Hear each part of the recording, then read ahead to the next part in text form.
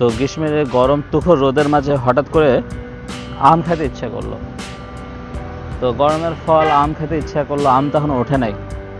তো হঠাৎ করে মনে পড়লো যে 300 ফিটে ম্যাঙ্গো নামের একটা রেস্টুরেন্ট আছে, কি হয় দেখে চলুন ঘুরে আসি, দেখি ম্যাঙ্গো রেস্টুরেন্টটা আজকে কেমন। তো লোকেশনটা আবার বলে দেই, 300 ফিটে পূর্বাচলের যে আপনার নীলা মার্কেটটা আছে, নীলা মার্কেটের ঠিক অপোজিটে পড়তেছে, পূর্বাচল ক্লাবের ঠিক উল্টা পাশে। তো আপনার নীলা মার্কেটের ডান পাশে বাম পাশে যাবেন। তো যে যার মতন করে লোকেশনে আসতে পারেন, আমি সিএনজিতে করে গিয়েছিলাম আর কি। ঠিক এই যে নীলা মার্কেটের অপোজিটে বাম দিকে নামার পরেই নাম ব্রিজ শেষ হওয়ার আগে ম্যাঙ্গো রেস্টুরেন্টটা। তো প্রথমে এরকম একটা অ্যাম্বিয়েন্স পাবেন, পুরোটা ম্যাঙ্গো রেস্টুরেন্ট, পুরোটা আমের, মনে হবে যে একদম রাজশাহী আমের বাগানে চলে আসছে, এরকম একটা ফিল হবে। তো রাস্তা থেকে নেমে রাস্তার উপরে এই সাইডে নিরিবিলি পার্কিংটা তাদের রাস্তার উপরেই, বাম পাশে একটা কার পার্কিংয়ের জায়গা ফাঁকা আছে, কতদিন থাকবে জানি না।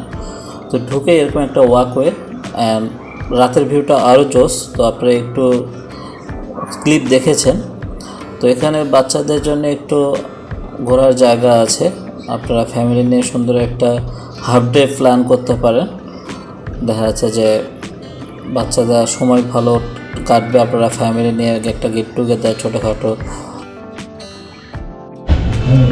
তো এখানে কর্তৃপক্ষ আসলে ভিডিও করা নিষেধ করে দিয়েছে, তো সেই অনুযায়ী আমরা বাকিটা ফোনে ভিডিও যতটুকু করা সম্ভব করবো। তো এরপরে রেজুলেশনটা হয়তো বা বাজে আসতে পারে, তো কনসিডারে রাখবেন। তো এখানে মেনু তাদের দিয়ে গেছে, তাদের আসলে সব ধরনের মেনু নাই বললে ভুল হবে। মোটামুটি তারা কাবাব আইটেমও দেয়, তারা মোটামুটি যেটা দেখলাম যে সি ফুড আইটেমও দেয়, স্যুপও দেয়, থাই টাইপেরও আছে, কাবাব আইটেমও আছে।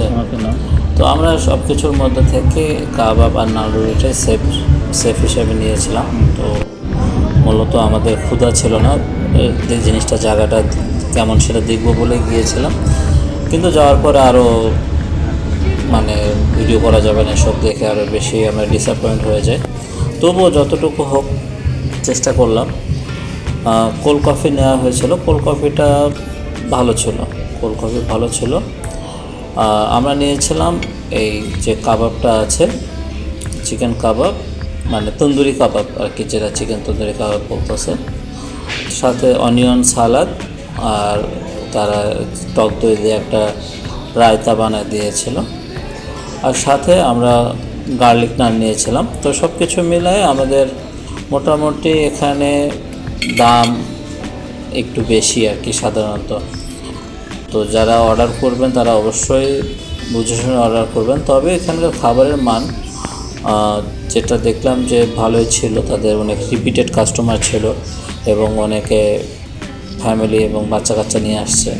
তো এটার যেটা সমস্যা রেস্টুরেন্টের, আসলে এই সমস্যার সমাধান তারাও কীভাবে করবে জানি না, যদিও তারা ভিডিও করতে দেয়নি আমাকে ঠিকঠাক, আমাকে যতটুকু লুকিয়ে হোক পরবর্তীতে ভিডিও করতে হয়েছে। এই যেটা মাছি, এই মাছি কিংবা সন্ধ্যার পরে আউটডোরে যে সমস্যাগুলো হয়, যে মশা, এগুলো সমস্যার সমাধান তারা কিভাবে করবে জানি না। এটার সমস্যা তো থেকে মানে থাকবে, এটা আসলে বোঝা যাচ্ছে। তবে খাবারের কোয়ালিটি আমার কাছে ভালো লেগেছে, খাবার অবশ্যই রিকমেন্ডেড থাকবে, কিন্তু আসলে দামটা একটু বেশি। তো রাতের ভিউটা আসলে আরেকটু ইন্টারেস্টিং কাহিনী আছে, রাতের ভিউটা আরও আগে নেওয়া। তো তখন আসলে ব্লগ করব বলে নেই নাই, তখন জাস্ট র্যান্ডম অন্য একটা কাজে গিয়ে এটা দেখে তখন ওপেন হয়েছিল, মানে নতুন একটা জায়গা, আসলে জায়গাটা কি এটা দেখার জন্যেই ভিতরে যাওয়া। কি আসলে ভিডিও করেছিলাম, তখন তারা ভিডিও করা যাবে না এই ধরনের কোনো কিছু আসলে প্রতিবন্ধকতা এমন কোনো কিছু করে নাই।